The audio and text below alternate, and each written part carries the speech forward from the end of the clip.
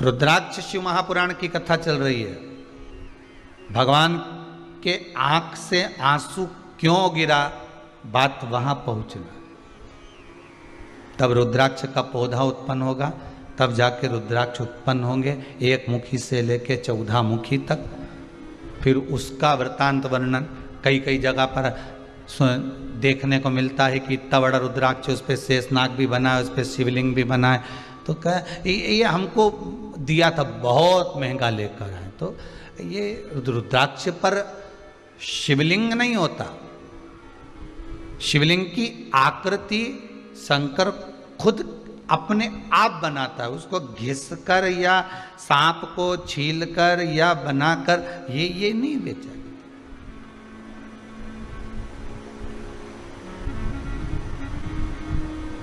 किसी ने पूछा एक बार कि गुरुदेव, ये जो रुद्राक्ष होता है जिसको अपन पहनते हैं, धारण करते हैं, जिस रुद्राक्ष को अपन पहनते हैं, इसको सिद्ध करने का तरीका क्या है?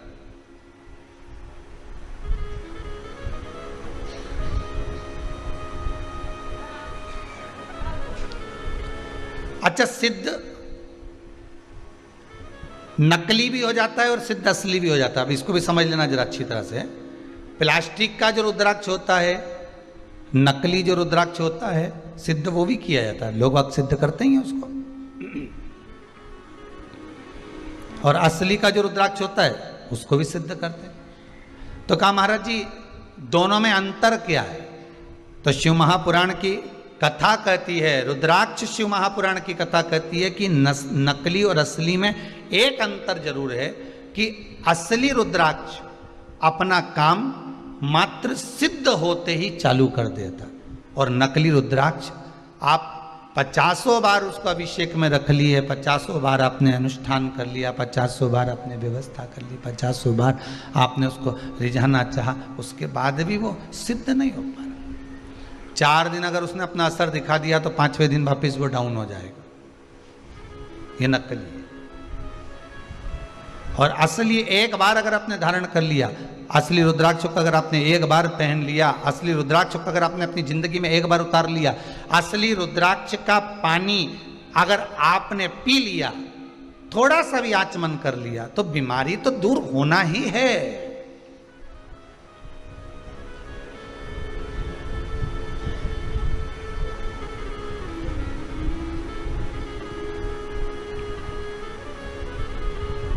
नकली और असली में अंतर यही है। असली रुद्राक्ष को तो सिद्ध करने का एक ही तरीका, जो 14 मुखी तक रुद्राक्ष इनका जो मंत्र दिया गया है, उस मंत्र का स्मरण कर लो, उस मंत्र का जाप कर लो, उस मंत्र का भगवती स्मरण कर लो। और अगर वो भी नहीं कर सकते तो क्या लिखा है शिव महापुराण में? जिस रुद्राक्ष को आप सिद्ध कर रहे हो, रुद्राक्ष आपके घर में जो रखा हुआ है, उसको सिद्ध करने का एक तरीका और वर्णन किया। 108 बेलपत्र, बेलपत्र की बीच वाली पत्ती, उस पत्ती पर भगवान शंकर का ओमकार, ओम संबोधन चंदन से लिखा, उसको रखते जाइए। 5 बेलपत्र नीचे रख दिए, उसके ऊपर रुद्राक्ष रख दिया। उसके बाद में बाकी की जो 108 बेलपत्र है, आप जो गिनती की चढ़ा रहे हैं, वो उसके ऊपर केवल ओम नमः शिवाय बोलकर भी समर्पित करेंगे। 5 दिन तक ऐसे कैसे ही रखे रहने दो उसको। बस इतना जरूर करना कि उसके सामने कपूर जरूर जलाना, थोड़ा सा कपूर, अर्थात अपन जलाने का मतलब है कि कपूर की आरती कर लो। कर्पूर घोरम करुणावतारम संसार सारम, कपूर उसके सामने 5 दिन तक प्रतिदिन शाम के समय, सुबह के समय पर आप आरती के नुमा उसको अवश्य प्रज्वलित करें। मात्र 5 दिन। 5 दिन के बाद वो बेलपत्री को उठाइए, और उठाने के बाद में आप विसर्जन कर दीजिए। रुद्राक्ष को ओम नमः शिवाय बोलकर या श्री शिवाय नमस्तुभ्यम मंत्र का स्मरण कर कर, या रुद्राक्ष के जो मंत्र हैं, जितना मुखी रुद्राक्ष है उतना मंत्र का, उस मंत्र का जाप कर कर, आगे आएगा चरित कथा में उस मंत्र को बताएं, तो उस मंत्र को भी बोलकर आप उस रुद्राक्ष को धारण करेंगे, वो सिद्ध हो गया। अब ना उसको कहीं अभिषेक में रखने की जरूरत है, अब ना उसको कहीं भभूति लगाने की जरूरत है, और ना उसको किसी तरह से उसमें धूप घुमाने की जरूरत। अब तो तुम्हारे तन पर जब धारण कर लिया तुमने, उस तन पर धारण करने के बाद तुम जब घटकी जिह्वा से शिव का नाम लोगे, आपको पहले कथा में कहा था, एक होता है आ जपा जप, पहले की कथा में निकाल कर देखना।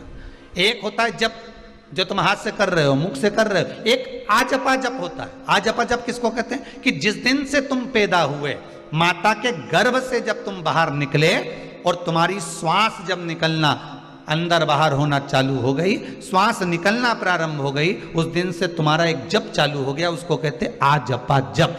अर्थात तुम भगवान का नाम लो ना लो, पर तुम्हारी जब श्वास निकलेगी, श्वास में एक शब्द निकलता है, वो ओमकार का निकलता है।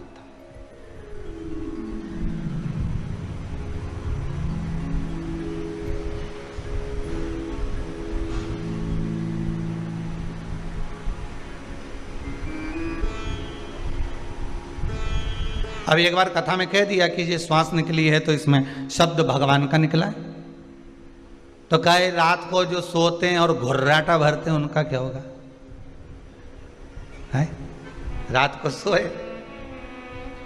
और घुर्राटा भर रहा है, तो वो भी तो श्वास निकल रही है।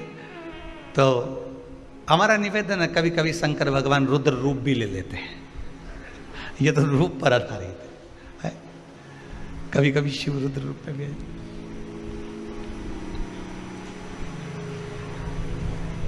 महाराज आजपा जप में यही होता है। आजपा जप में आपको मंत्र नहीं बोलना पड़ते, आजपा जप में आपको नाम नहीं लेना पड़ता। आजपा जप तो जिस दिन से हम पैदा हुए, जिस दिन से हम भगवान की भक्ति में डूबे हुए, जिस दिन से हम पैदा हुए हैं, उस दिन से जो श्वास चल रही है वो आजपा जप ही है, वो आजपा जप।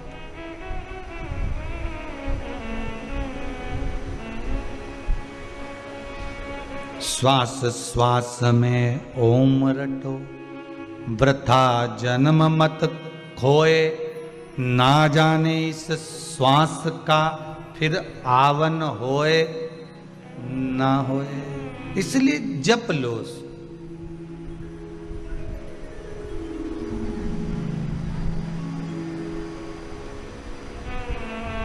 तो रुद्राक्ष जब हम गले में धारण कर लेते हैं,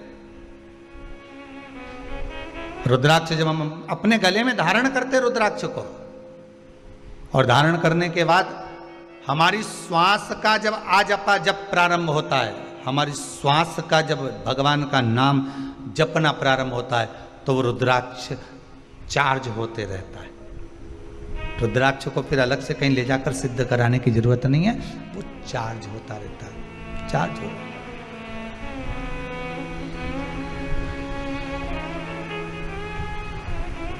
फिर उसको सिद्ध कराने की कहीं जरूरत नहीं पड़ेगी, फिर वो चार्ज हो रहा है अपने आप, अपने आप चल रहा है। घी की कटोरी में रख दिया, उससे भी सिद्ध होता है रुद्राक्ष। घी के पात्र में रखने के बाद भी रुद्राक्ष की सिद्धता आ जाती है, पहले भी कथा में कहा। पर कथा चल रही है कि यहां यशोदा मैया जो आंख से आंसू बहाई हैं, तो संत ने आकर कह दिया कि तुम मत रो, तुम्हारे नैनों में जो जल भरा हुआ है रुकिए, शिव है। आप श्रावणी की पूर्णिमा के दिन, श्रावण की पूर्णिमा के दिन जब संत आए तो आप उनको भोजन करा दो, उसका फल मिल जाएगा। और यशोदा जी के यहाँ लिख कर भेज दिया पाटला देवी ने, और यशोदा जी ने फिर भोजन करने बुलाया। संत ब्राह्मण जब भोजन करने के लिए बैठे, और बैठने के बाद जब यशोदा जी खीर देने के लिए आई, सिर पे इतना घूंघट डला हुआ था, इतना घूंघट यशोदा मैया डाली हुई थी, हाथ में बड़े बड़ा चुड़ला पहनी हुई थी, पांव पैजनिया कमर करदनी माता यशोदा पहनी हुई थी, सिर पर सुंदर माँ यशोदा बौर पहनी हुई थी, मुख दिख नहीं रहा था माता यशोदा, क्योंकि घूंघट इतना था।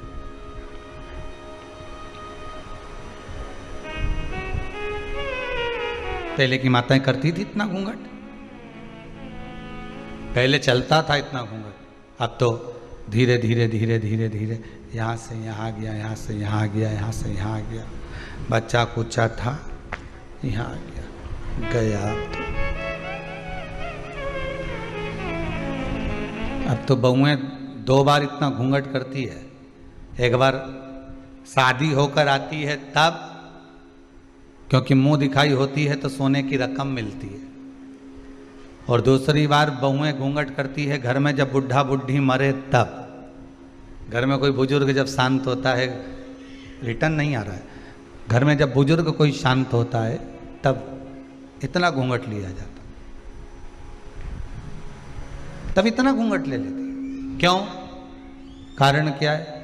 क्योंकि आंख में से एक भी आंसू तो गिरना नहीं है, बस घूंघट रखकर नई नई डिजाइन में चिल्लाना है। डीले कम करो, नई डिजाइन में चिल्लाना। अब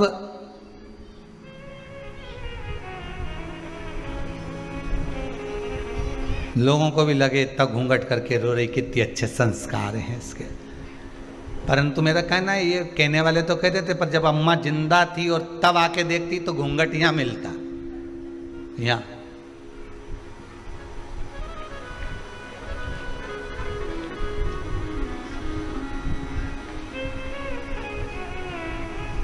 कभी कभी रोने का तरीका भी बदल जाता है। एक व्यक्ति कथा में जाकर बैठा और बैठते से ही जो रोना चालू करा उसने, तो महाराज जी भी चक्कर में पड़ गए कि मैंने रोने की कोई कथा ही नहीं बाची, जब उन्होंने रोने का कुछ बोला ही नहीं तो ये रो क्यों रिया आखिर। और 1 घंटा हुए तो रो ले, यहाँ तो 3 घंटा लगातार रोए जाए रोए जाए रोए जाए रोए जाए। तो कथा जब पूरी हो गई, अक्षतम केशवम हो गया, तब महाराज जी ने उसको अपने पास में बुलाया, भैया इधर आओ जरा। हाँ महाराज जी बोलिए, ये बताओ हमने कथा में कोई रोने की बात तो बोली नहीं, तो तुम इतना क्यों रो रहे थे? और थोड़ा बहुत रो रहे चल जाए तो अल्लाह अल्लाह के रो रहे, चिल्ला चिल्ला के, तुम इतना क्यों रो रहे थे? अरे महाराज जी हम तुमको क्या बताएं। महाराज जी बोले नहीं बताओ तुम तो क्या बात किया। महाराज जी बात इतनी सी है, हमारे पास में एक पाड़ा था, तो वो 3 घंटे तक टटर टटर करता रहा, आखिरी में वो जिंदा रिया ही नहीं, मर गया। हमको भी रोना इसलिए आ रहा है कि तुम भी 3 घंटे से पाड़े जैसे टटर कर रहे हैं। अब हमें टेंशन ये है कि पाड़ा निपट गया, कहीं तुम नहीं निपट गया। तो जो नहीं समझे आंसू की कीमत, जो नहीं समझ पाए कि आंसू है क्या, वो तो लगे कि हाँ, पाड़ा और महाराज एक जैसा दिखे कि 3 घंटा टटर कर, पर नहीं।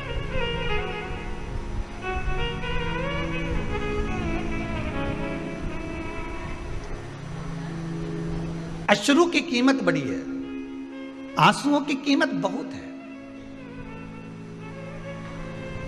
हम तो कहेंगे इसको व्यर्थ भी मत जाने दो।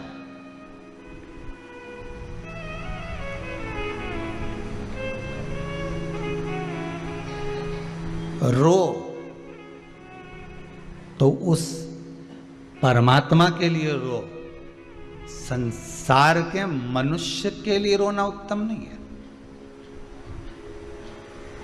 रो तो उसके लिए रो जो दुनिया के लिए कुछ कर कर गया, जो स्वयं खा खा के जोड़ जोड़ के खुद का ही मर गया, उसके लिए क्या रोना।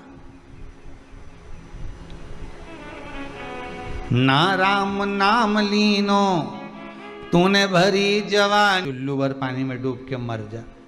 अब इतने बड़े शरीर को तो कुआं भर के पानी चाहिए जब मरे, या कहीं की नदी भरी हो तब मरे। इतना भी पानी नदी में हो तो भी नहीं मरे, इतना बड़ा मनुष्य कहीं मरे। तो इनने तो कह दिया कि तू डूब के मर जा रे चुल्लू भर पानी में। तो बहुत घंटों तक विचार करा, तब समझ में आया कि चुल्लू भर पानी में डूब के मरने का इसलिए बोला कि जो भगवान का भजन नहीं करता, जो कभी कथा सत्संग नहीं सुनता, जो कभी भगवान की भक्ति में नहीं रमता, अपने लिए जी जी के मर जाता है, वो अगला जन्म कीड़े का पाता है, और कीड़ा चुल्लू भर पानी में डूब के मर सकता। इसलिए कहा कि तू डूब के मर जा रे। अरे बोलो तो, जितने लोग आस्था पर कथा सुन रहे बोलो जरा, तो डूब के मर जा रे चुल्लू भर। अब इतना सा पानी में कीड़ा मर सकता है। जो भगवान की भक्ति से दूर है वो कीड़े के तुल्य है। जो भगवान के भजन से दूर है वो कीड़े के तुल्य है,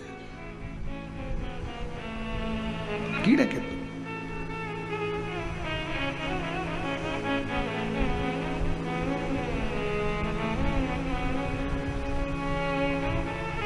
व्यक्ति भगवान के करीब में कब आता है? समय बताइए। व्यक्ति भगवान के करीब में कब आता है? जब सारी दुनिया से ठोकर खा लेता है, सारी दुनिया, और वो परमात्मा मिला। और हम तो कहेंगे बाबा विश्वनाथ से प्रार्थना करेंगे, जैसे कुबेरेश्वर धाम में आने वालों को आप मिल जाते हो और वो खुश हो जाते हैं, ऐसा ही एक बार कभी स्वयं उनके घर पहुंचकर भी मिल जाओ कि मैं आया हूं तेरे दरवाजे पर, मैं तेरी चौखट पर।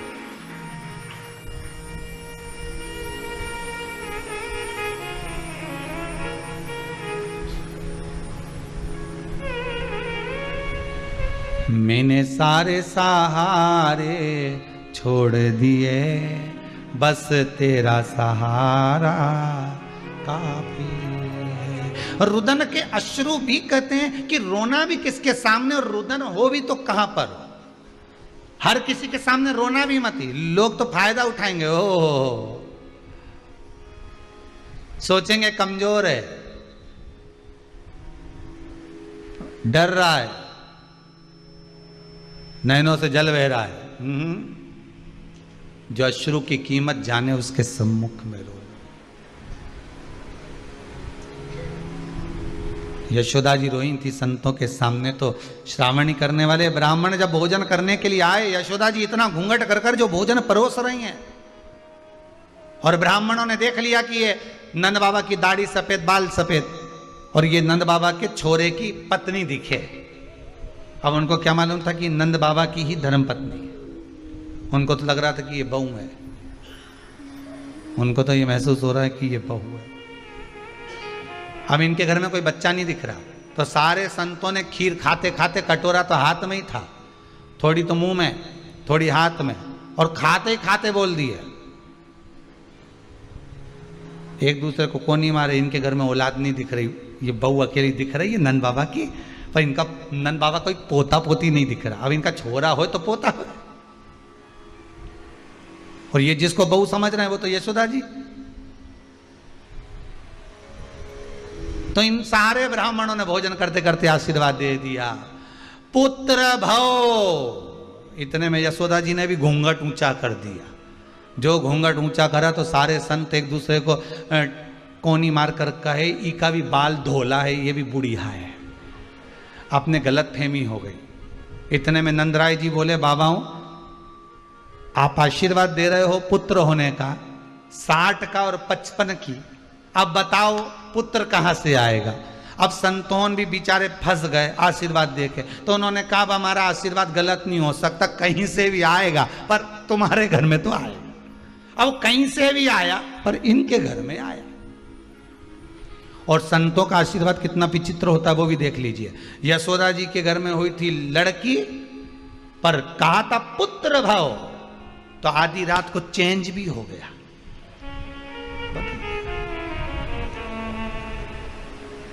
चमत्कार सा हो गया, लोगों हो गई बात निराली। रात ही रात में नंद बाबा की दाढ़ी हो गई काली। ना जाने किस ऋषि मुनि ने धागा हाथ लपेटा, कि नंद घर अनहोनी हो गई, बेटी हो गया बेटा। ये चमत्कार नहीं तो और क्या है।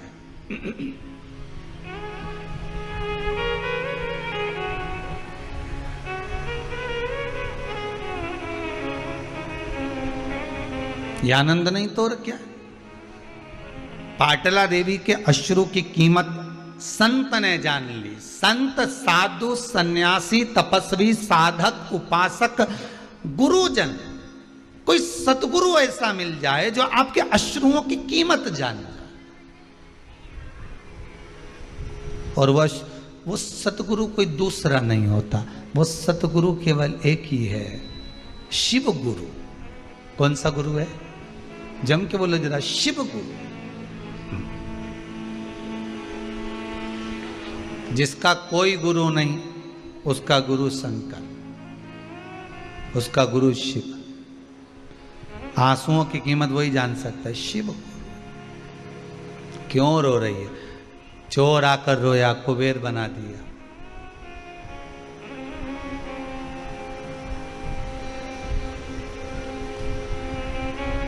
घोषमा की आंख में आंसू था, बेटा जीवित कर कर पहुंचा दिया। अश्रु देखिए। ब्राह्मण रोए दूषण नाम के राक्षस के लिए, महाकाल प्रकट हो गए। चंद्रदेव रोए अपनी काया के लिए, भगवान शिव प्रकट हो गए।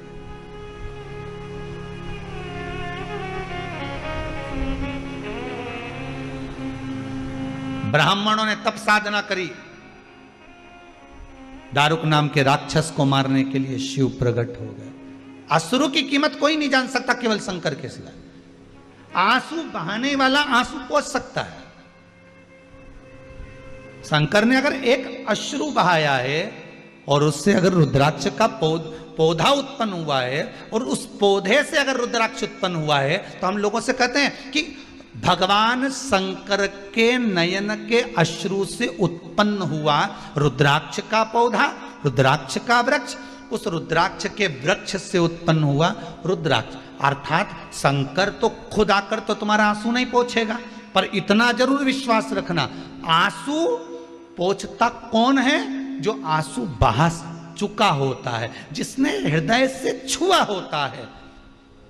वो कहते हैं ना, दिल की गाथा दिल वाला ही जाने, हृदय की गाथा हृदय वाला ही जानता। जिसके हृदय को ठेस पहुंची होगी, दूसरे के हृदय को ठेस पहुंचने वाले की वाणी को वो समझ जाएगा, जान जाएगा। शंकर भगवान को कितनी हृदय में ठेस पहुंची होगी वो भी देख लीजिए जरा। उमा चली गई, सती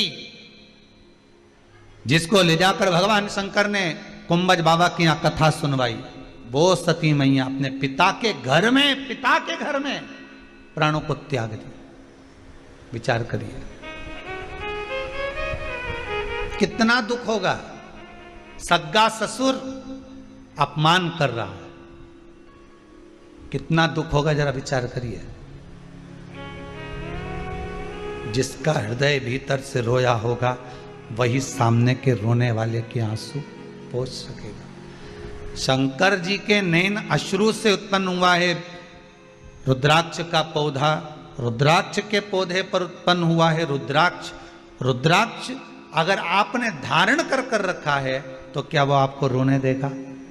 जम के बोलिए जरा, रोने देगा? नहीं, क्योंकि रोने वाला जो पूर्व में रो चुका है, जिसकी अश्रु गिरे हैं, वो ही पहुंच सकता है आपके आंसुओं, आपके आंसुओं को वही पहुंच सकता।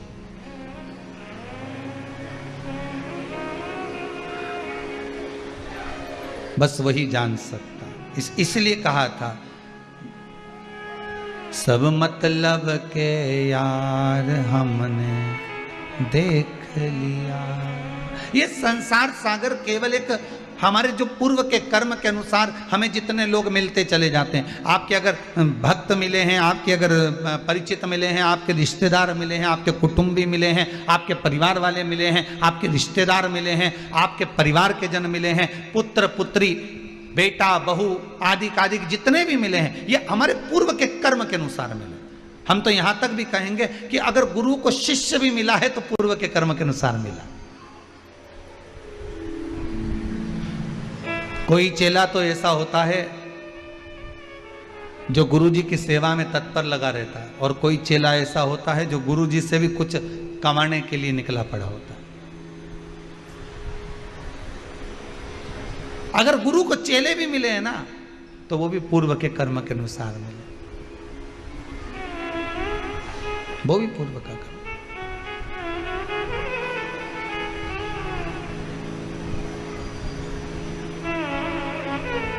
रुद्राक्ष बहुत छोटा है, एक बड़ा मन का भी होता है इतना बड़ा, और शिव पुराण कहती है मन का तो इतना बड़ा भी होता है, उससे भी छोटा, उससे भी छोटा, उससे भी छोटा। जितना रुद्राक्ष छोटा होता है उतना ज्यादा फल देता है। क्यों? क्योंकि छोटे रुद्राक्ष को सेवा की जरूरत नहीं पड़ती। बहुत ध्यान देना। अब अपनी भाषा से समझ लो उसको, अपने हृदय से समझो। छोटा बच्चा है, बहुत छोटा, उसको कुछ भी पहना दो। लड़के को भले तुमने लड़की का कपड़ा पहना दिया, कुछ बोलेगा नहीं? रोता रोता बोलता हो कि नहीं मैं तो नहीं पहनूंगा हूँ, इतना सा बच्चा बोले नहीं पहनू, बोलेगा नहीं। थोड़ी देर आपने उसको दूध पिला दिया, कुछ खिला दिया, पटक दिया पलने के अंदर, पड़ा हुआ है, खेल रहा है, फिर उसको भूख लगेगी तभी रोएगा। जितना छोटा होता, छोटे बच्चे को इतनी सेवा की जरूरत नहीं पड़ती। जब वो बड़ा होते चले जाता है और मां कहे ले ये चड्डा पहन, नहीं पहनूंगा, मेरे को जीन्स चाहिए। पहन रहा है कि नहीं पहन रहा? नहीं पहनू, फिर मैं तेरे को लेके नहीं जाऊंगी नाना के घर, मत जानना, मैं तो नहीं पहनू। ले ये पहन ले, नहीं मैं। फिर बच्चा खुद अलमारी खोल लेता है, कपड़े निकाल लेता है, खुद पहनना चाहता है, फिर वो पहनता भी खुद के पसंद के। अब मम्मी भोजन करा रही, पहले तो दूध पिला देती थी, पड़ा रहता था, उसकी चॉइस भी नहीं थी, पूछती भी नहीं थी कि तू खाएगा कि पिएगा, बस दूध पिला दिया, पटक दिया। और आज के ज़माने में ले मैंने रोटी बनाई है, मूंग की दाल बनाई है, गिलकी की सब्जी बनाई है, नहीं खाऊंगा। क्यों? मीन चाउमीन क्यों नहीं बनाई? अब मैं नहीं खाऊंगा, वो बगरा हुआ बना, बगरा हुआ बोलते हैं, बगरा बोलते हैं, हाँ जो भी बोलते हैं, बगर मगर क्या बोलते हैं, ये क्यों नहीं बनाया? फिर ये क्यों नहीं बनाया? फिर ये पिज़्ज़ा क्यों नहीं बनाया? तो ये वस्तु क्यों नहीं बनाई? वो वस्तु क्यों नहीं बनाई? अब उसकी चॉइस चालू हो गई।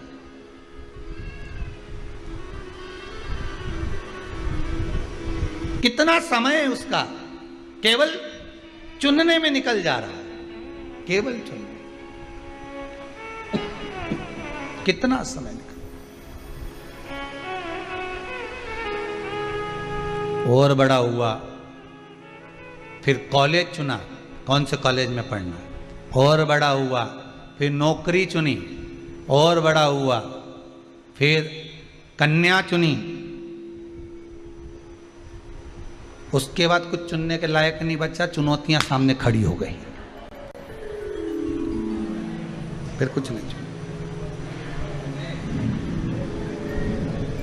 चुन रहा है वो। पर पूरी जिंदगी में उसने बचपन में से लेकर जवानी तक, जवानी से लेकर ब्याह तक, ब्याह से अधेड़ी तक, अधेड़ी तक भी वो चुनता रहा। पर उसने चुनने में एक चीज नहीं चुनी कि मुझे देव अधिदेव महादेव को चुनना है। अगर वो मिल गया तो ये सारी चुनौतियां अपने आप हट जाएगी। बस शिव तत्व मुझे मिल जाए, एक बार शंकर मेरा हो जाए, एक बार ओघड़ी मेरा हो जाए।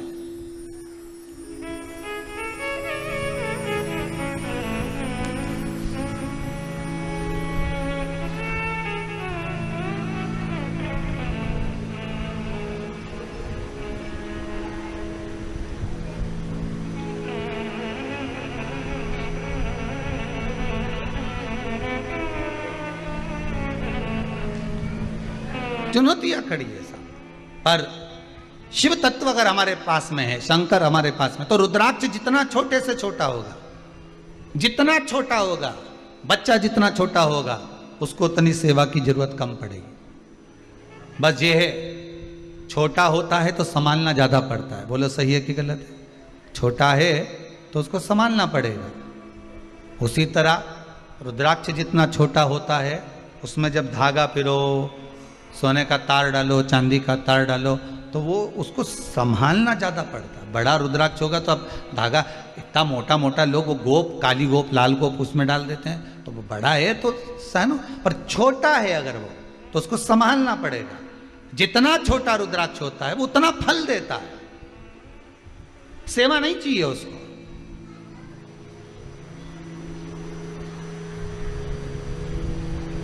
उसको सेवा की बहुत कम जरूरत पड़ती है। शिव पुराण कहती है जितना बड़ा रुद्राक्ष होता है, जितना बड़ा रुद्राक्ष होता है,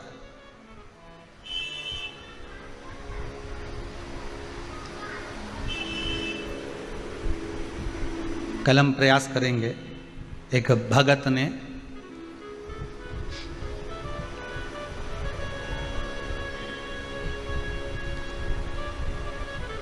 बेंगलोर से रुद्राक्ष भेजा है। कल अगर प्रयास रहेगा, बहुत बड़ा बनाकर भेजा, शायद इतना बड़ा रुद्राक्ष का दर्शन आप करें कि ना करें पता नहीं, पर प्रयास करेंगे आस्था चैनल के माध्यम से उस रुद्राक्ष का हम आपको दर्शन कराएंगे। एक बड़ा सा रुद्राक्ष उसने पेंडल बनाकर भेजा है भक्त ने कि गुरुदेव धारण करें।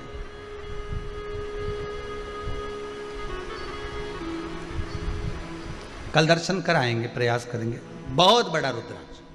अब उस रुद्राक्ष अगर बड़ा है तो उसको इतनी सेवा का जरूरत नहीं है, पर जो छोटे से छोटा है, बड़े को तो सेवा चाहिए, पर जितना छोटा होगा, जितना छोटा उतना सुख देगा। कितना सुंदर लिखा है, छोटे रुद्राक्ष की माला, छोटा जो रुद्राक्ष होता है उसकी माला कैंसर का जो मरीज होता है,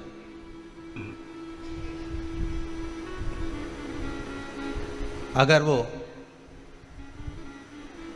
फर्स्ट स्टेज का कैंसर भी है, छोटे रुद्राक्ष अगर अच्छे हैं, 3 मुखी से लेकर 5 मुखी, 7 मुखी, 9 मुखी, 11 मुखी छोटा रुद्राक्ष मिल जाए, उसकी माला अगर पानी में डाल दी जाए और उस पानी को वो मन का ही डाल दो, उसी का पानी थोड़ा थोड़ा कैंसर के मरीज को सुबह दोपहर शाम श्री शिवाय नमस्तुभ्यम का जाप कर कर, पंचाक्षर ओम नमः शिवाय का जाप कर कर, शंकर शिव का नाम लेकर, महाकाल बाबा का नाम लेकर, विश्वेश्वर विश्वनाथ का नाम लेकर, केदारेश्वर का नाम लेकर, 12 ज्योतिर्लिंग का स्मरण कर कर अगर वो आचमन करना प्रारंभ कर दे तो कैंसर रोग में भी आराम मिलना प्रारंभ हो जाता। केवल आचमन ही नहीं करना है, अगर स्त्री है तो अपने उल्टे हाथ पर भी उस मनके की माला को लपेट सकती है। पुरुष है अपने राइट हैंड में उस माला को, अगर कैंसर से पीड़ित व्यक्ति है, रोग से बहुत पीड़ित व्यक्ति, उसको बल मिलता है, उसको पावर मिलता है, उसको एक एनर्जी, उसको एक तेज मिलता है रोग से लड़ने का।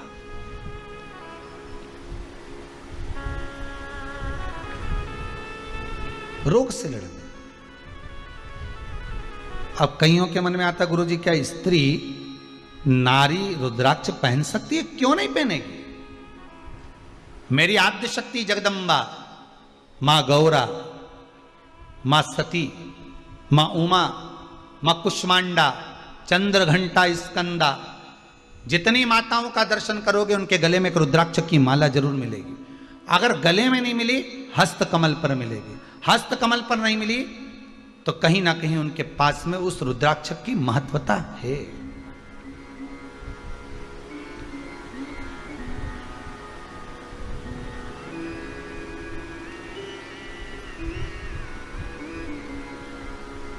बस एक अंतर है, तुलसी की माला हम पहनते हैं तो उसमें मन के कितने होते हैं? जम के बोलिए जरा। 108। रुद्राक्ष की माला हम पहनते हैं, उसमें समता के मन के नहीं होना चाहिए।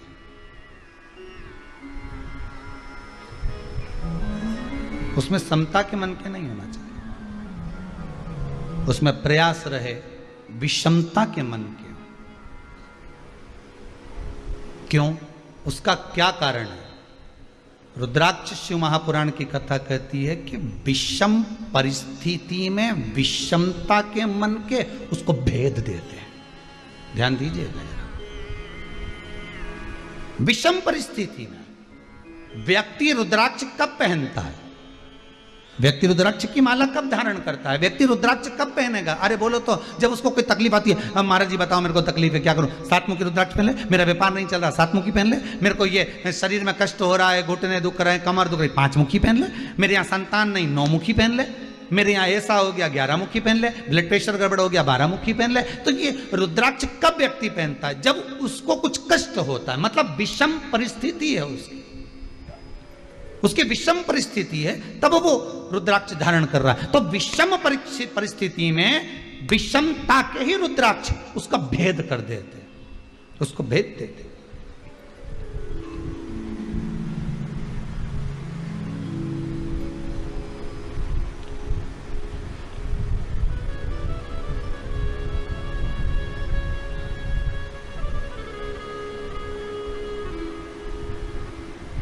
बस समता और विषमता में एक अंतर और देख लीजिए। चक्रव्यूह किसको घेरा था? जम के बोलो। अभिमन्यु। कौन गया था अंदर? अभिमन्यु। प्राण छूट रहे हैं, भीष्म पितामह की आंख से आंसू बह रहे हैं। इशारे में पूछ लिया, तुझे ये चक्रव्यूह में घुसना किसने बताया था? कहा, जब मेरी माता के गर्भ में कष्ट हो रहा था, मेरी माता के उदर में कष्ट हो रहा था, ना मेरी माता को नींद आ रही थी, ना मुझे आ रही थी। मेरे पिता चक्रव्यूह की रचना बता रहे थे। मतलब कष्ट में, विषमता में वो सीख गया था कि मुझे अंदर जाना है।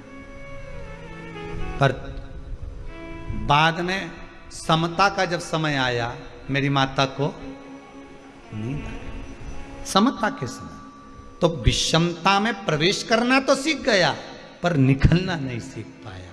अगर थोड़ी विषमता और रहती तो भेद कर कर बाहर आ जाता मैं।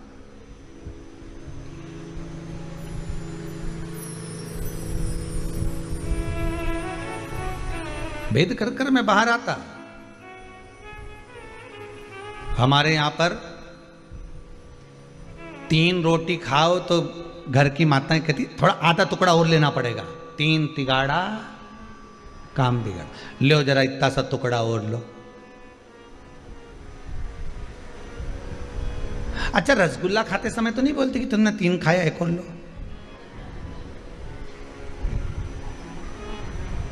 या सुनार की दुकान पर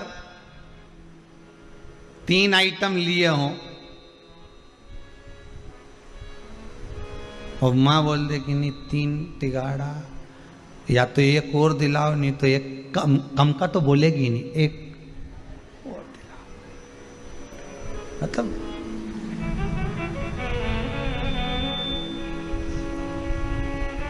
शंकर जी के जितने काम है, वो जल की जो पात्र रखा रहता है जलाधारी, वो भी 3 पाए, ब्रह्मा विष्णु महेश। ठीक है, ऊपर जो जलाधारी बंदी है उसमें चेन भी 3, त्रिशूल 3, बेलपत्र, नयन 3, त्रिपुंड, त्रिलोकी का नाथ।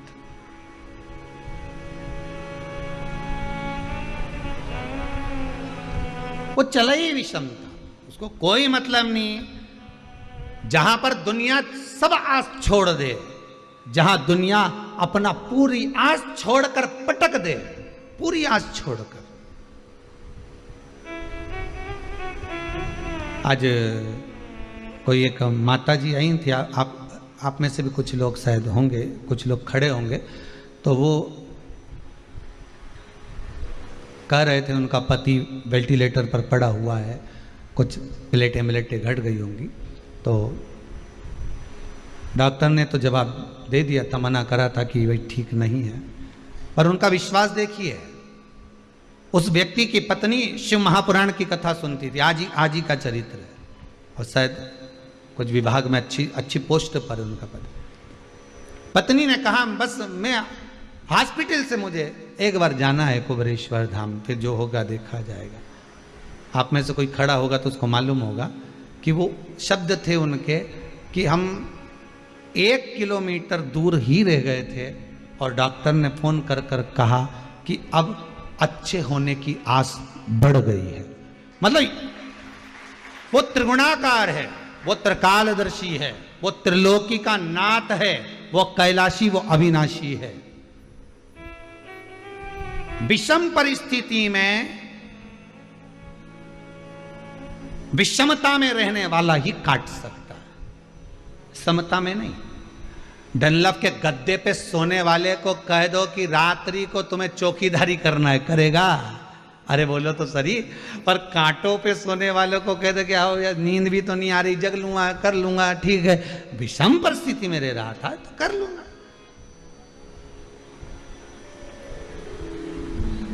जिसने जिंदगी में कभी नीम का रस नहीं पिया, करेले का जूस नहीं पिया, जरा सा भी कड़वा खाए ही नहीं, और उस व्यक्ति को कह दो कि अब तुम्हारा स्वास्थ्य गड़बड़ चल रहा है, तुम्हें तो करेले का जूस पीना ही पड़ेगा, कि मरी जाऊं पर नहीं पीऊं, नहीं पीऊं, तो मरी जाऊं पर नहीं पीऊं, जब करेले का जूस दे, और पिला भी दिया जबरदस्ती तो दे,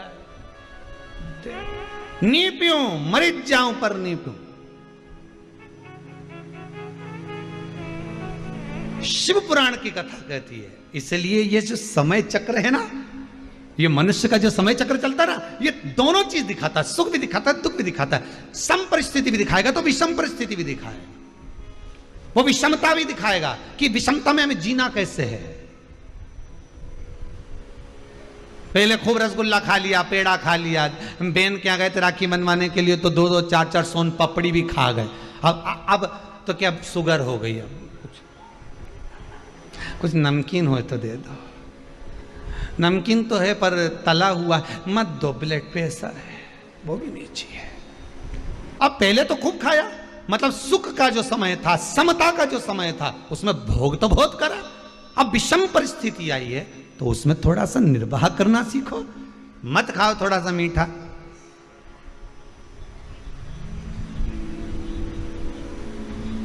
पर गुरुजी शरीर तो मान जाए, पर जाका क्या करूं?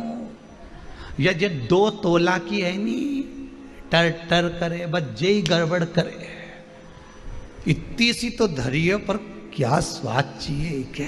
बस यहीं तक का स्वाद है, इसके बाद तो लड्डू, पेड़ा, गुलाब जामुन, इमरती, भजिया, पकोड़ा सब नीचे जाके भेला हो गया, मिक्स वेज। अंदर जाके तो सब है स्वाद। कितनी देर का? बस ये जो 2 तोला की दी है नी, बस इसी 2 तोला का स्वाद है, बाकी का किसी चीज का स्वाद नहीं है, बस यहीं तक का। इतनी देर में तो क्या जोरदार दही बड़ा बना, पर कड़ला ज्यादा हो गया जी बात।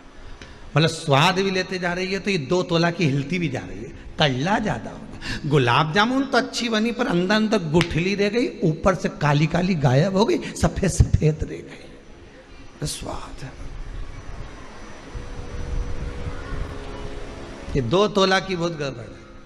बोल मेरी जीवा हरि हरि, 10-10 भोजन पान करे और राम नाम में मरी मरी। बोल मेरी जीवा, अभी भी नहीं बोली हरि हरि कि मरी मरी, बोल मेरी जीवा हरि हरि। ये 2 तोला की गड़बड़ कर जाती, बस ये जब हिलती है नहीं तो क्या कर जाए कोई भरोसा नहीं। सारे डिपार्टमेंट भगवान ने दो दिया, हाथ दो ने, पांव दो ने, नेत्र दो, नासिका के छिद्र दो ने, श्रवण शक्ति दो ने, इसके एक बनाया। भगवान के भी मालूम था ये गजब कर जाएगी ना, पूरे मोहल्ला में आग लगा जाएगी। एक ही बनाओ बस, ज्यादा नहीं बनाना है, ये बहुत गड़बड़ करती है। भगवान ने बनाया तो बनाया, 3 जगह से बांध दिया। जीवान को कांच में उठाकर देखना, नीचे से कसी हुई है, ज्यादा मत बोलना। तो भी बोली तो क्या 32 सैनिक लगा दो, 32 दांत लगा दिए।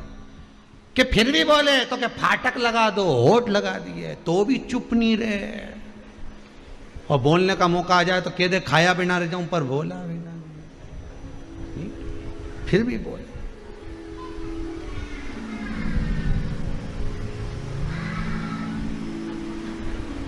एक दिन जिभ्या ने दांतों से कहा, तुम मेरे 32 भाई हो, तुम मुझे कभी मत काटना हो, मैं तुम्हारा हमेशा साथ दूंगी हो।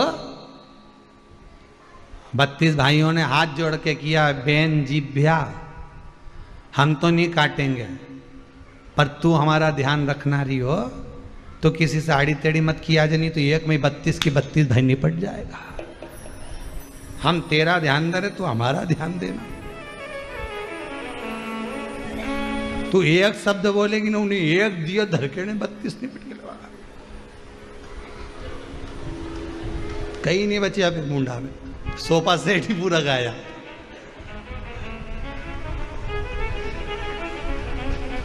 भगवान ने सागौन की चौखट दी और क्या साजड़ की लगाता फिर हो गया है?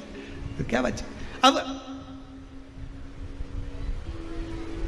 विषम परिस्थिति में विषमता के मन के ही आपको काम कर जाएंगे।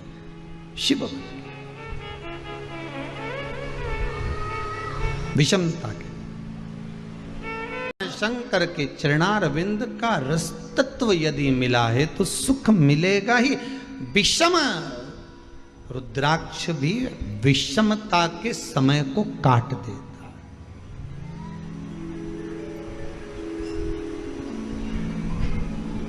कभी कभी अगर रोग घेर भी लेना तो एक बार प्रयास जरूर करना, रुद्राक्ष का पानी पी कर देखना। कभी अगर रोग घेरे भी ना तो रुद्राक्ष का पानी बहुत फलदायक है। आंसू गिराया है जिसने, वही आंसू आपके पहुंच सकता है। जो रोया है वो आपको रोता हुआ नहीं देख सकता। कि प्रेम जब अनंत हो गया, रोम रोम संत हो गया।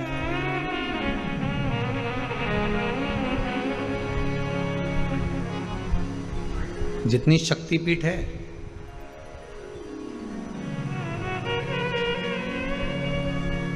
इक्यावन अधिक जितनी भी शक्तिपीठ हैं, अगर आप कभी जाएं और आपके पास में एक रुद्राक्ष हो, कोई सा भी, 1 मुखी से लेकर 14 मुखी तक, कैसा भी रुद्राक्ष आपके पास में, जितनी शक्तिपीठ आप लोग दर्शन करने के लिए जाते हो या उस नगर में, उस गांव में, उस शहर में जाते हो और मालूम पड़े कि यहाँ शक्तिपीठ है, उस रुद्राक्ष को लेकर चले जाओ और उस दरवाजे पर माता के उस शक्तिपीठ के स्थान पर पंडित जी को देकर कहना थोड़ा सा छुआ दीजिए माता रानी को। वो रुद्राक्ष आप सिद्ध करते जाओ, रखते जाओ। वही रुद्राक्ष एक ही होना चाहिए जो सब शक्तिपीठ पर जहाँ जहाँ जाओ उसको लेकर जाओ, उसको छुआ लीजिए। और वो रुद्राक्ष आपके अगर हृदय चित्त पे डला हुआ है, आपके कंठ पर अगर है, तो जिंदगी में कोई ऐसी विषम से विषम परिस्थिति भी आकर खड़ी हो जाए, कितना बड़ा भी कष्ट से कष्ट जीवन भी चल रहा हो, तो भी सुख अपने आप घेर कर सामने खड़ा हो जाएगा अपने आप। जैसे एक बहुत बहुत सारा मालूम पड़े कोई गुब्बारे के अंदर एक टॉफी को रख दिया और बाहर की हवा लग नहीं रही हो, किसी ने पैक कर दिया। जैसे बच्चा जन्म लेता है तो उसको कांच की पेटी में रख देते हैं, उसको कुछ हो गया, बीमारी हो गई, कांच की पेटी में एक बल्ब जला देते हैं, अंदर जो भी प्रकाश होता है उससे उसको तपन होती है, उसका शरीर सही होता है। बस वही रुद्राक्ष आपको घेर लेता है। जैसे रुद्राक्ष गोल होता है, वो आपको चारों तरफ से घेरा हुआ है, कष्ट आने ही नहीं दे सकता। शक्तिपीठ पर क्या है? क्या है शक्तिपीठ पर? भगवान शंकर जी की, भगवान शिव, मेरे ओघड़ी मेरे भोलेनाथ की अर्धांगिनी माता सती के शरीर के टुकड़े जो भगवान नारायण ने सुदर्शन चक्र से करे हैं, वो एक एक टुकड़ा शरीर का, एक एक अंग जहां जहां गिरा है, वही शक्तिपीठ है। शिव कहते हैं सती का संग मेरे रुद्राक्ष के साथ होता है तो मैं उसको कहीं गिरने नहीं देता।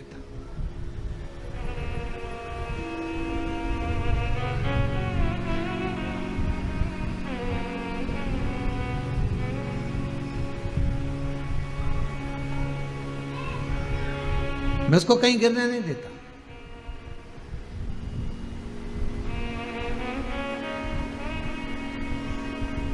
शंकर और पार्वती के मंदिर तो आपने, मेरे भोलेनाथ शिव और पार्वती के मंदिर तो आपने देखे होंगे, आपके नगर में भी होंगे। जितने लोग आस्था टीवी पर कथा सुन रहे हो, जितने फेसबुक यूट्यूब पर कथा श्रवण कर रहे हो, बोलो पार्वती शिव का मंदिर देखा कि नहीं देखा? देखा है ना सबने। सती शिव का मंदिर देखा क्या?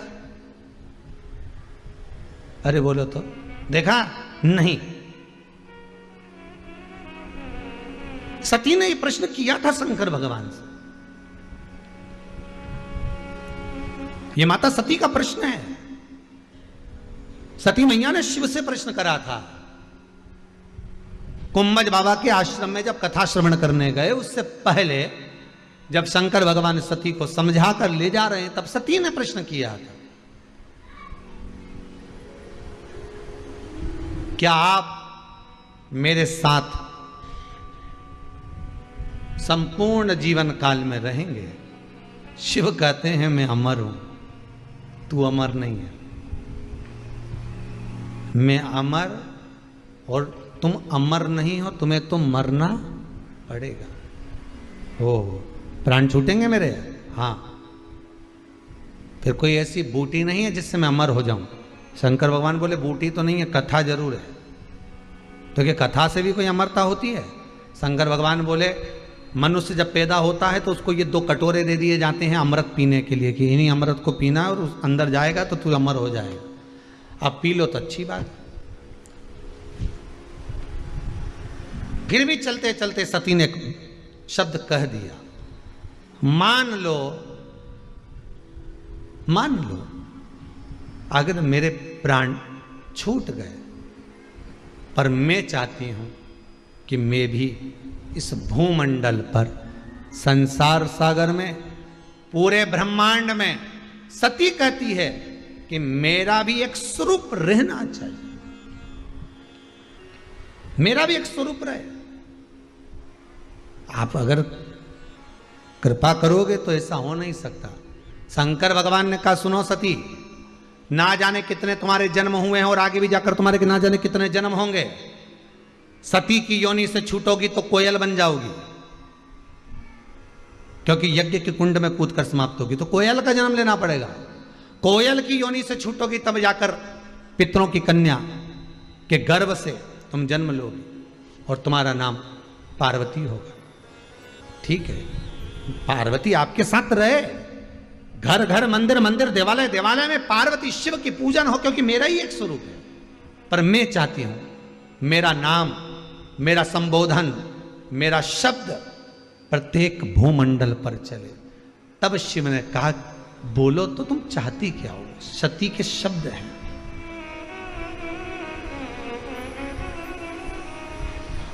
क्या चाहती हो तुम?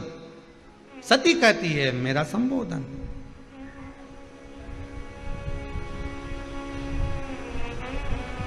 व्यक्ति क्या चाहता है? उसका नाम, संबोधन। शिव जी ने वर दे दिया, सती चलो मेरे साथ कुंभज ऋषि की आश्रम कथा सुनने के लिए। मैं तुम्हें वर देता हूं सती, मृत्यु लोक में भूमंडल पर जितनी नारियां, कन्याएं, स्त्रियां जन्म लेगी, उसमें एक अंश सती तुम्हारे सातित्व का रहेगा। नारी में एक अंश तुम्हारे सातित्व का रहेगा। जो पति की निंदा नहीं सुन पाई और अपने प्राणों को त्याग दिया, तो नारी में एक अंश सती का रहता है। इसलिए स्त्री को कई बार कहते हैं कितनी सातित्ववान है, कितनी सती प्रिया है।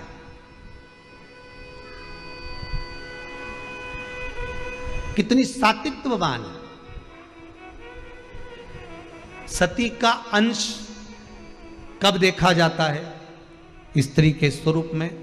जब कोई उसके पति की निंदा करे, बुराई करे, अपशब्द कहे, उसके पति पर जब उंगलियां उठाई जाए, हस्तक्षेप किया जाए, ताने दिए जाए, तब सती जैसे पति पिता के सामने जाकर खड़ी हो गई। अपनी बहनों को नहीं गिना, कि माता को भी नहीं देखा, पिता से, जिस पिता ने सम्मुख में खड़े होकर अपशब्द कहे, सती उनसे कहती है मैं अपने पति के लिए आपको भी नहीं देखूंगी, पर कर कुछ नहीं सकती हूं, क्योंकि तुम मेरे पिता हो, तुम मेरे जनक हो, तुम मेरे जन्मदाता हो। अगर आज बेटी अपने पिता पर अग्नि का प्रहार कर दे तो दुनिया क्या कहेगी पिताजी? सती खड़ी रही। चाहती तो माता सती सब कुछ नष्ट कर देती, पर सुन ना सकी पति की निंदा, इसलिए खुद ही भस्म हो गई। सती का सातित्व है।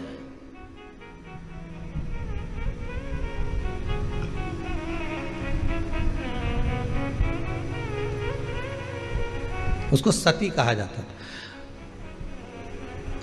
अब तो ये प्रथा बंद हो गई, पर पहले एक प्रथा चलती थी, आप लोगों को मालूम होगा। पति के प्राण छूटे, पत्नी लाल चुंदड़ी ओढ़कर गोदी में शीश रख बैठ जाती थी, दादी रानी सती। दादी रानी सती, ऐसी ना जाने कितनी सतियों का व्याख्यान। तो कहा इनमें सातित्वता कहां से आती थी? वो सती कि सातित्वता कहां से प्रकट हो जाती थी? शंकर खुद वर दिए हैं स्त्री को, नारी को। स्त्री को वर है शंकर भगवान का। अर्ध नारेश्वर शंकर है, अर्ध नारेश्वर, आधा उनका भाग स्त्री का है। शिव ने स्वयं वर दिया स्त्री को। स्त्री को वर देते समय शंकर ने कहा था कि सात्विकता का भाव नारी में रहेगा। नारी अगर चाहे तो किसी की सामर्थ्यता नहीं कि निगाह उठाकर देख ले, कब वो सती अपने असली स्वरूप में प्रकट हो जाए। कब?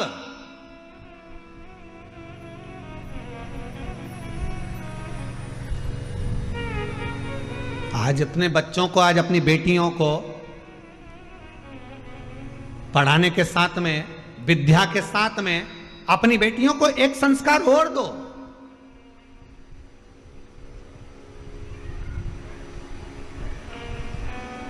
कि वस्त्र श्रेष्ठ पहने, और अगर वस्त्र श्रेष्ठ पहने हैं और फिर किसी ने अगर ठिठोली करी है, फिर किसी ने अगर उंगली उठाई है, किसी ने अपशब्द कहा है, तो उसका जवाब कोई दूसरा नहीं देगा। उसका जवाब आपको सती बनकर देना पड़ेगा।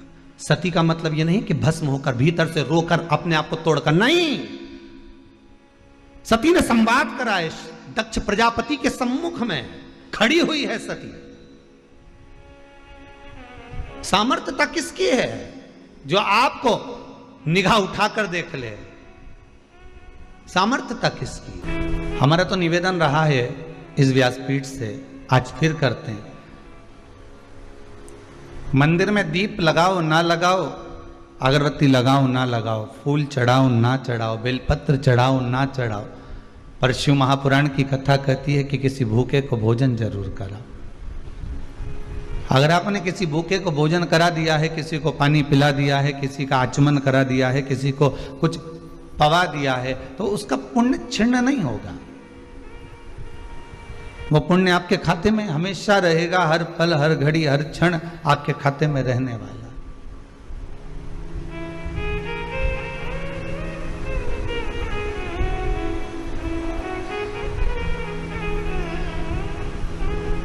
पुण्य की समाप्ति नहीं हो सकती।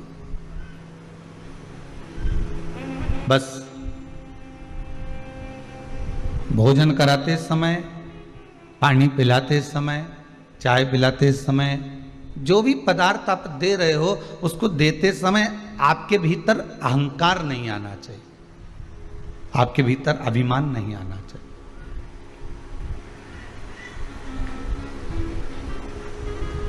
कई बार हम कोई ऐसा काम कर जाते हैं तो हमारे मुख से हम कह जाते हैं, मैंने अगर कर दिया है तो फिर ये बिल्कुल ठीक होगा ही, ये पक्का है, श्रेष्ठ होगा ही, ये पक्का है। कई बार हमारे मुख से कह जाते हैं, हमने करा है ना, तो वो गलत हो ही नहीं सकता,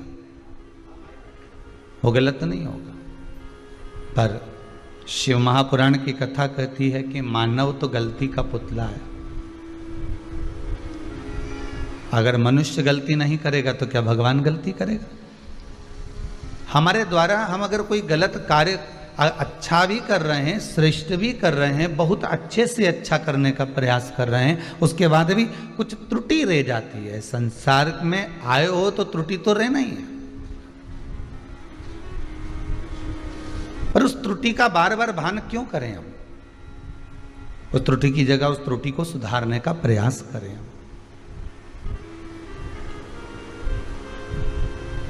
संसार सागर में आकर माना हमने चोरी कर लिया, माना हमने कपट कर लिया, माना हमने झूठ बोल लिया, माना हमने प्रपंच कर लिया, माना हमने कुछ छुपा लिया, माना हमने कोई बेकार कर्म कर दिया, पर उसको सुधारने का भी तो कोई तरीका हो सकता है कि हम भगवत भक्ति में इतने डूब जाएं, हम भगवत नाम में इतने डूब जाएं, हम भगवत स्मरण में इतने डूब जाएं कि जो हमारा पूर्व का किया हुआ कर्म है उसको काट दिया जाए।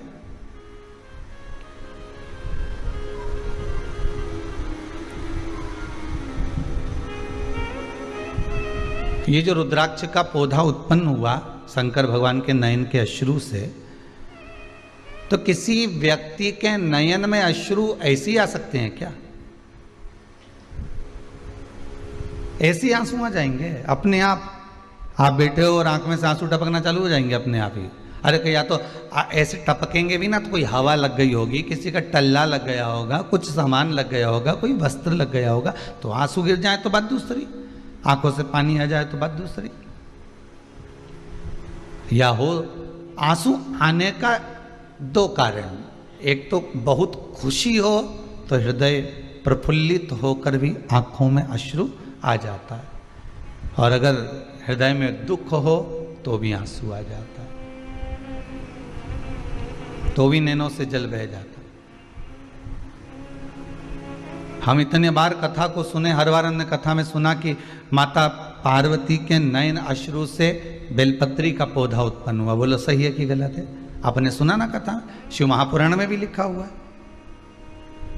लिंग पुराण में भी वर्णन है, स्कंद पुराण में भी वर्णन है कि पार्वती जी के नयन अश्रु से, माँ जगतजननी के नयन अश्रु से बेलपत्री का पौधा हुआ, और शंकर भगवान के नयन अश्रु से रुद्राक्ष का पौधा हुआ। तो अब ये विचार करा जाए कि शंकर भगवान को ऐसी कौन सी विपदा पड़ गई थी, शंकर भगवान को ऐसी कौन सी प्रसन्नता मिल गई थी, शंकर भगवान को क्या प्राप्त हो गया था जो शंकर भगवान के नयनों से अश्रु गिरा?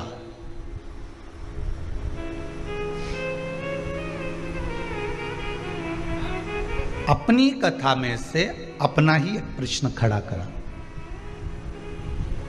आप भी कभी कभी अपने मन में एक प्रश्न खड़ा आपके मन में आया कि नहीं आया वो हमें नहीं मालूम, कि शंकर भगवान, अपने तो कथा में सुन लिया कि नयन अश्रु गिरा और रुद्राक्ष का पौधा हुआ, पर प्रश्न ये खड़ा होता है कि नयन अश्रु गिरा क्यों?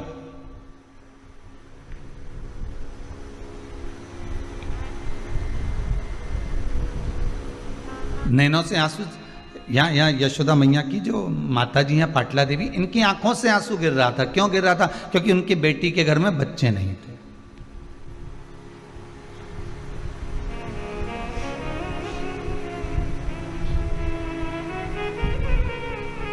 मंदिर में आकर, गुरु के दरवाजे पर जाकर, जिससे बहुत विश्वास जोड़कर बैठे हो, उस परमात्मा के चरणों में जाकर व्यक्ति रोना नहीं चाहता तो भी उसकी आंखों से अश्रु निकल जाते। हमने इस कुबेरेश्वर धाम में भी कईयों को देखा है, वो बोल ही नहीं पाते और उनके मुख से कोई शब्द नहीं निकलता, पर आंसू सब कह जाते हैं, अश्रु सब बोल जाते हैं कि क्या कहना चाहते हो, क्या कहना चाह रहे हो। आपके नैनों के अश्रु बोल जाते हैं।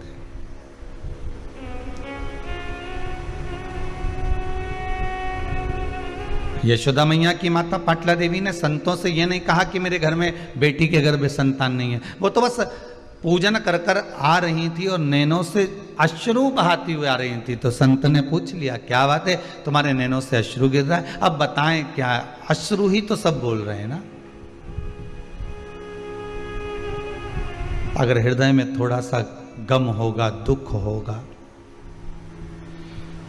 तो ही तो आंसू निकलेंगे।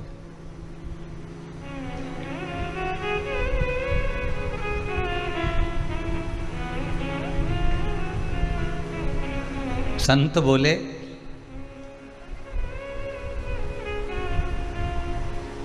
अगर नैनों में अश्रु हैं तो अपने परिवारजन को, अपने कुटुंबजन को, अपने हितैषियों को क्यों नहीं बोलते कि आपको तकलीफ है, आपको अश्रु आ रहे हैं?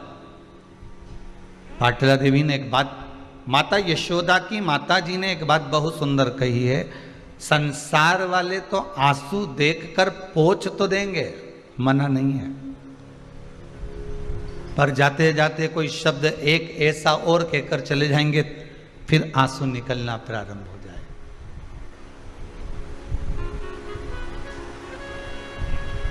तुम तो नदी के किनारे पर खड़े थे, तुम तो तालाब के किनारे पर खड़े हो, नदी के किनारे पर खड़े हो, आप तो कुआं और बावड़ी के पास में खड़े हो। दूसरा कोई आपको धक्का दे ना दे, दूसरा आपको कहीं पीछे से धकेले ना धकेले, पर यह पक्का है कि कोई अपने को अगर मालूम पड़ गया कि ये कुएं की पाल पर है, ये नदी के घाट पर है, ये सरयू आदि आदि की जितनी भी नदी तालाब सरोवर के घाट पर है, तो ये पक्का है कि कोई अपना आकर धक्का जरूर दे जाएगा। पर यदि देवाधिदेव महादेव में अगर ये मन लगा हुआ है, ये चित्तवृत्ति हम भगवान में लगाकर बैठे हैं, राम में, कृष्ण में, शिव में, भवानी में, जगदम्बा में, दत्त में, आपकी चित्तवृत्ति अगर परमात्मा में लगी है तो धक्का देने वाला भले धक्का दे, पर अगर भगवान का स्मरण कर कर अगर हम गिर भी गए पानी में, तो ये पक्का है कि जिसका हम स्मरण कर रहे होते हैं वही हमें हाथ में झेल कर उस तालाब से, उस नदी से बाहर निकाल देता है, जिसका हम स्मरण कर रहे होते हैं, जिसकी भक्ति में हम रमे हुए होते हैं।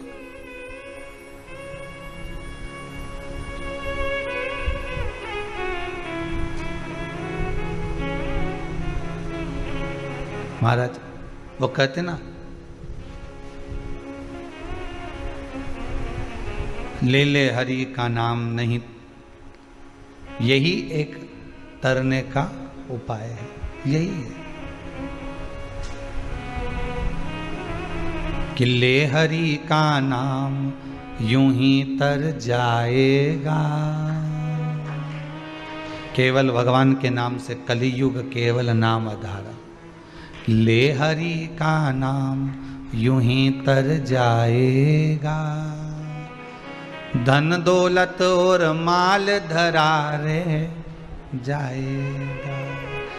संपूर्ण साधन जितने भी रखे हुए हैं, संपूर्ण व्यवस्थाएं जितनी रखी हुई है, ये सब रह जाने वाली है, पर जो साथ जाने वाला है वो भगवान का नाम, इसके सिवाय कुछ भी नहीं। और हमने करा भी क्या, वस्तु तो बटोरी, नाम छोड़ दिया। सवेरे सवेरे से एक ही काम करते हैं, भैया राम राम। किसी ने पूछा कहां जा रहे हो, काम पर। काम हमने अपने पास रख लिया, राम तुम रख लो, जाओ।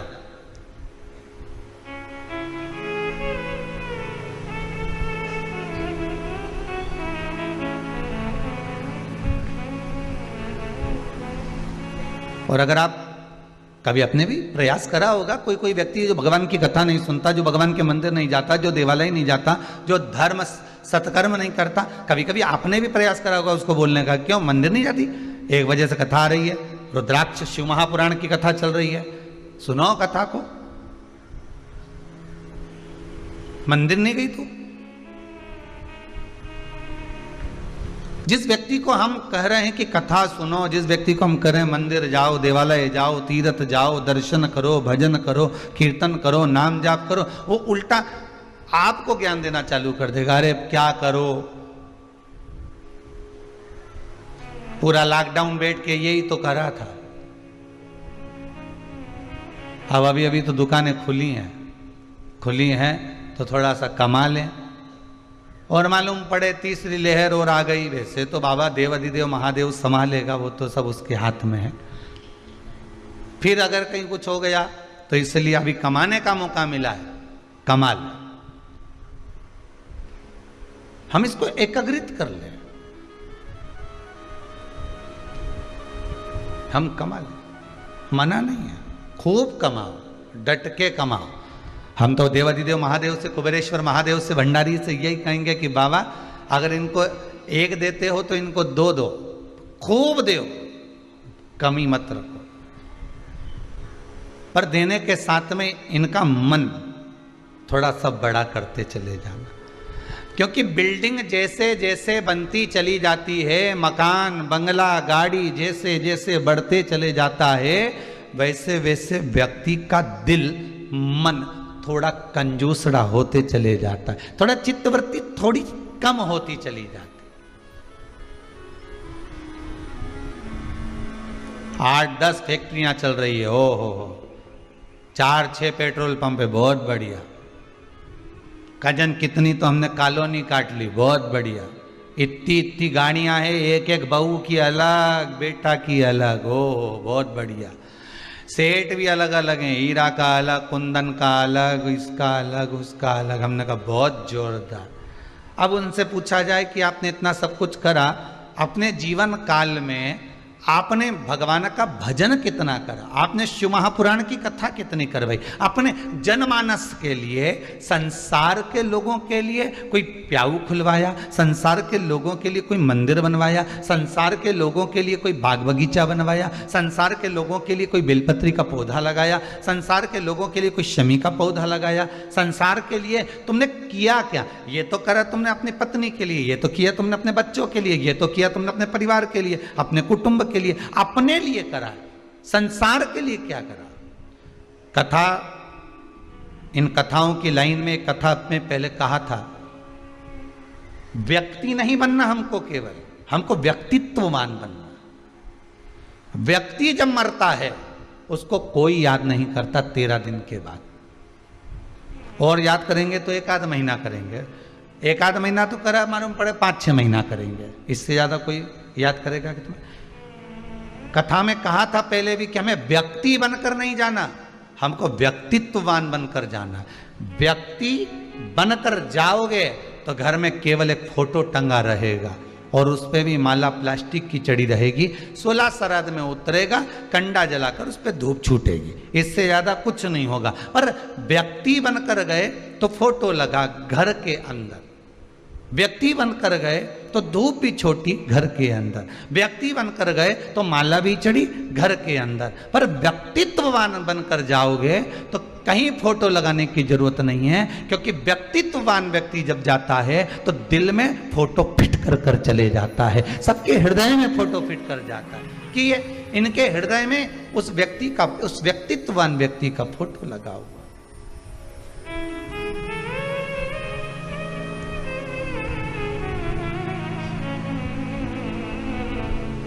मैं धन्यवाद दूंगा श्री घनश्याम दास जी, श्रीमती उषा जी गांधी, खामगांव महाराष्ट्र को, कि धन का सही उपयोग यही है और मन का भी सही उपयोग यही है। और जितने पूर्वजों के आपने नाम लिखे हैं, मैं तो कहूंगा ये उन्हीं का आशीर्वाद है, उन पूर्वजों का ही, जो आप खामगांव से ऑनलाइन शिव महापुराण की कथा को करवा रहे हो, महाराष्ट्र से।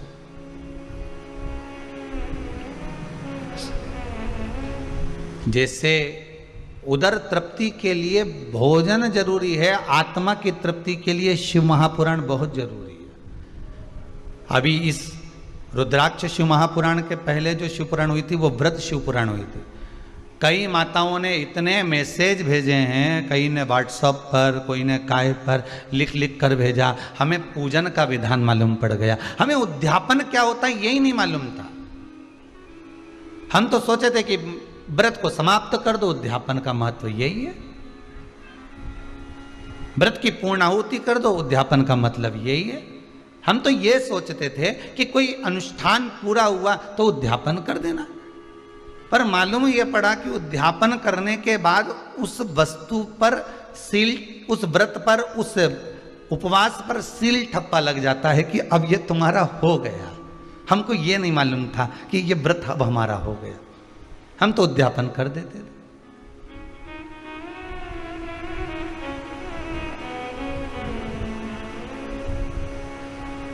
जितने वर्ष की शिवपुराण को उठाना है, एक एक वर्ष की शिवपुराण हमारे यहाँ YouTube पर डली होगी, हमारे चैनल पर डली होगी।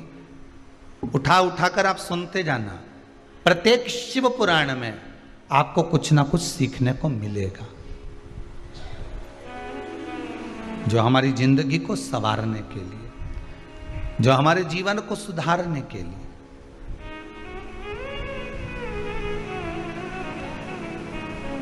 केवल माला लेकर बैठे रहे, 2 घंटा 4 घंटा तक जपते रहे, इससे परमात्मा की प्राप्ति का साधन नहीं।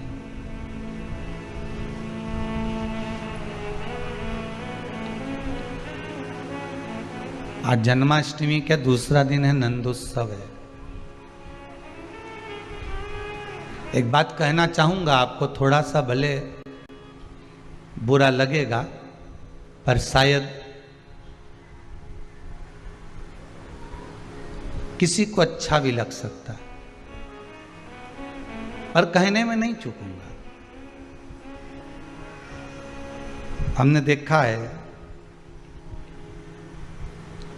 माताएं, पुरुष वर्ग अपने घर घर के ठाकुर जी को लेके डलिया में जाते आते रहते हैं। आपने भी दर्शन किया होगा।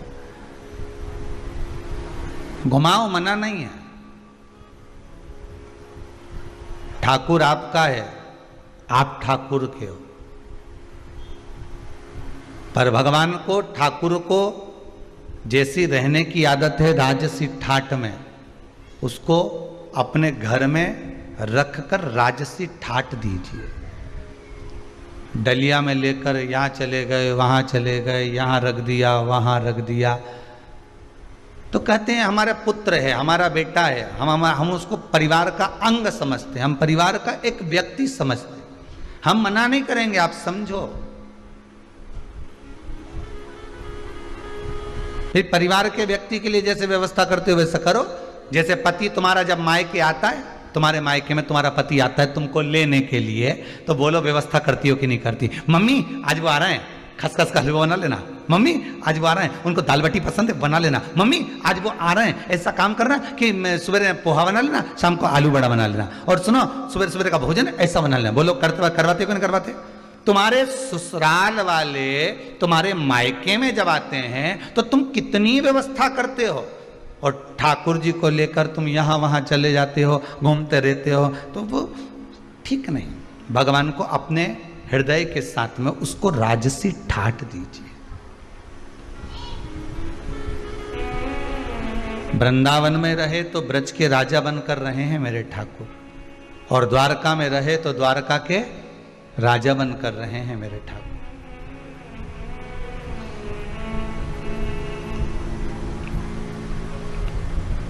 अभी एक बार तो कहाँ हमने देखा था कहीं पर कि कोई माताएं तो ऐसे राधा कृष्ण थे, उनको एक हाथ में राधा को पकड़ी थी, एक हाथ में कृष्ण को पकड़ी थी, और चली जा रही। और सामान खरीदा वो हाथ गाड़ी से, ठेला गाड़ी से, तो राधा कृष्ण को वह ठेले पे धर दिया और सामान ले लिया। सामान लिया, झोला टांग लिया एक हाथ में, मालूम पड़ा ठाकुर जी को तो ले गई, राधा जी को ठेले पे छोड़ गई। फिर याद आया उसको, फिर आई, फिर राधा जी के भी, फिर अभी तक 2 हाथ में थे, अब दोनों को एक ही हाथ में उठाया। श्रेष्ठता में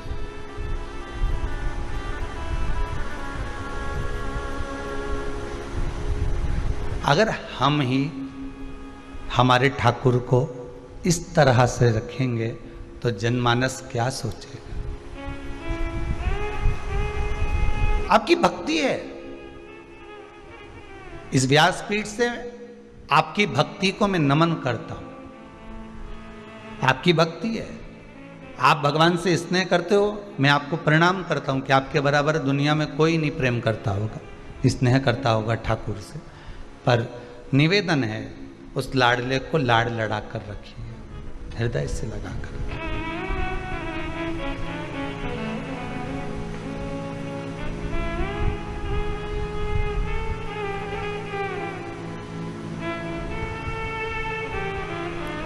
और चित्त वृत्ति में अगर वो समाया है तो फिर क्या सोचेगा?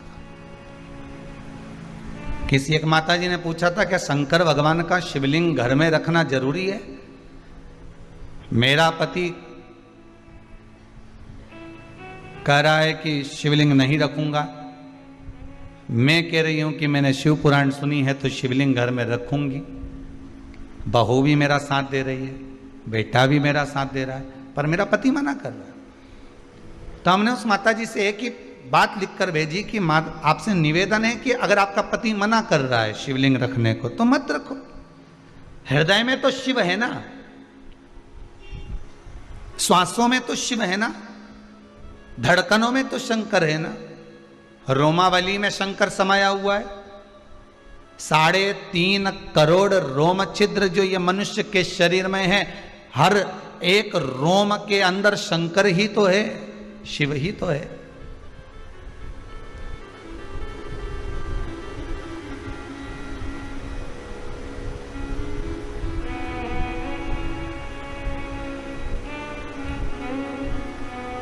हम नर्मदा जी नहाने गए थे, वहां से शंकर जी लेके आए, इतने बड़े शंकर जी हैं। गुरु जी बताओ कहां रखे? हमने कहा लाने का कौन ने बोला था तेरे को? वो इतने बड़े लेके आई है तो कोई मंदिर की लाई होगी ना? नहीं, वो तो सब ले जा रहे थे तो हमने कहा हम भी ले चले। अच्छा, शिव पुराण कह रही है एक छोटा सा छोटा मात्र एक तिल बराबर का भी अगर कंकर है तो वो शंकर है। आप उसमें तो भगवान का दर्शन करिए, आप उसमें तो भगवान का दीदार करिए।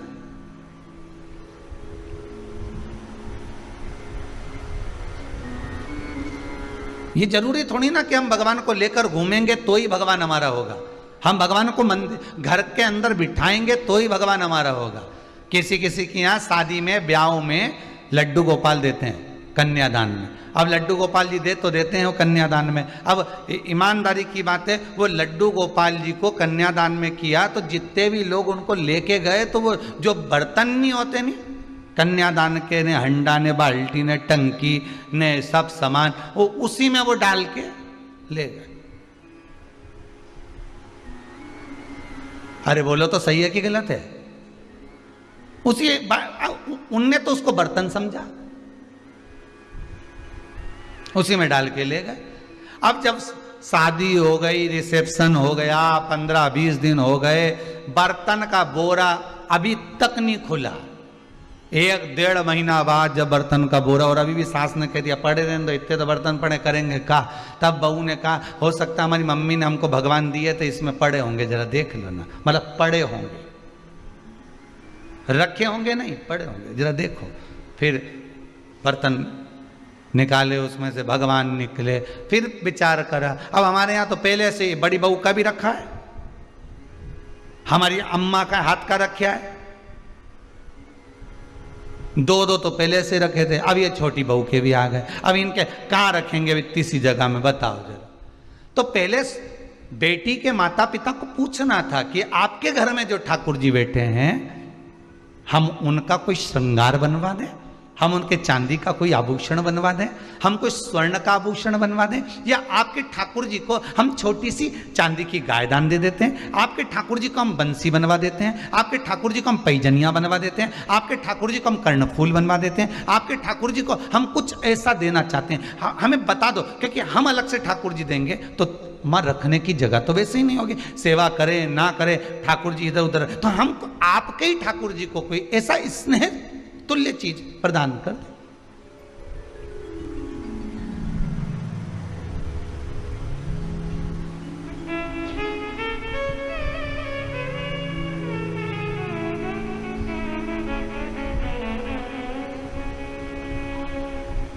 लोग वो बकरी की चाल, भेड़ चाल बोलते हैं ना, ऐसे चलते हैं।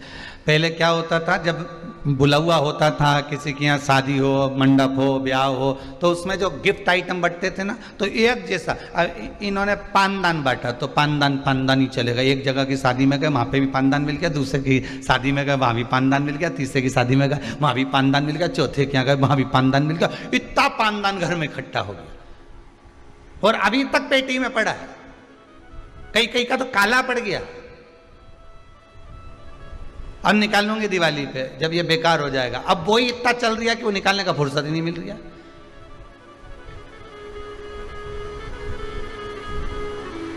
फिर चलो तो एयर टाइट डब्बा जिसमें एयर नहीं भरा, अब वो डब्बा एक के यहाँ गए उसने भी दिया, दूसरे के यहाँ गए उसने भी दिया, तीसरे के यहाँ गए उसने भी दिया, फिर चौथे नंबर पर फिर पानी की वो बॉटल जिसमें चाय गरम रहे, तो एक के यहाँ गए तो उसने भी बुला हुआ में दी। इतनी बॉटल इकट्ठी कर ली, वह पेटी के अंदर पड़ी 4-6। अब ये सोच रही कि अब मैं पैक कर करके किसी को दे दो, नहीं भाई।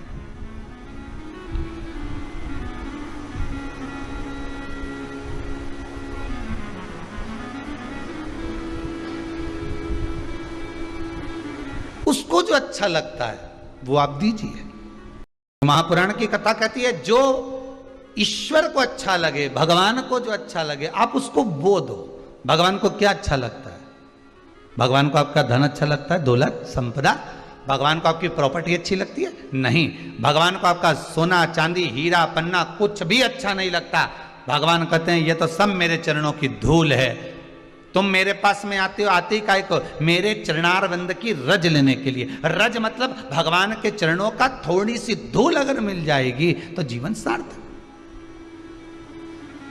मेरे पास क्यों आए हो? मेरे पास तो अगर आए हो कुछ देना चाहते हो तो केवल मुझे दे रहे हो, तो मुझे जो प्रिय है वो दीजिए। तो भगवान को प्रिय क्या है? तो कहा मुझे प्रिय है बस तेरा भजन, मुझे प्रिय है तेरा स्मरण। तेरे हृदय से तू भगवान का नाम ले ले, श्री शिवाय नमस्तुभ्यम बोल ले। बाबा कहते हैं बस मैं तेरा हो गया, तू मेरा हो गया।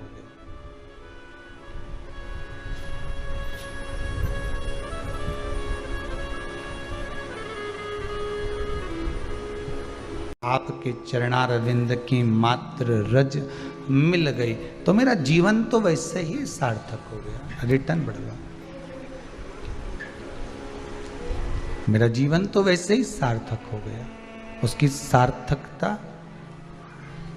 उसकी आनंदता, उसकी उमंगता आपके चरणारविंद की रज से है, चरणों की रज। ये जरूरी नहीं है कि घर में शिवलिंग होना बहुत जरूरी है। हम तो कहेंगे शिवलिंग है आपके घर में, अच्छी बात है, सेवा करो, चाकरी करो, दर्शन करो, कथा स्मरण करो, पूजन करो, पाठ करो। शिवलिंग लाने का मन है आपका तो हम तो करबद्ध हाथ जोड़कर निवेदन करेंगे कि शिवलिंग भी लाना तो ऐसा लाना कि जिस पर कोई वस्तु आप समर्पित कर दें तो उसको पा लें। जैसे नर्मदेश्वर शिवलिंग, नर्मदा जी के जल से निकला हुआ शिवलिंग ऐसा होता है कि उस पर कुछ भी चढ़ाकर आप खा सकते हो, कुछ भी समर्पित कर कर आप पा सकते हो। बाकी के जितने शिवलिंग हैं नर्मदेश्वर को छोड़कर, उनको अगर कोई वस्तु टच हो गई तो उसको आप पा नहीं सकते। फिर वो बैरागी, त्यागी, साधु, सन्यासी, तपस्वी, साधक, उपासक के लिए रहेगा, वो फिर आपका पाने के लिए नहीं रहेगा। वो संत के लिए, साधु के लिए, जिसने अपना घर गृहस्थी परिवार सब छोड़ दिया हो, फिर वो उसका है, फिर उसके लिए। और अपन तो गृहस्थी हैं, घर में रहने वाले हैं। कभी कभी शंकर भगवान का स्नान कराएंगे, अभिषेक करेंगे तो दूध दही का पंचामृत चरणामृत भी ले लेंगे। अपन तो गृहस्थी है।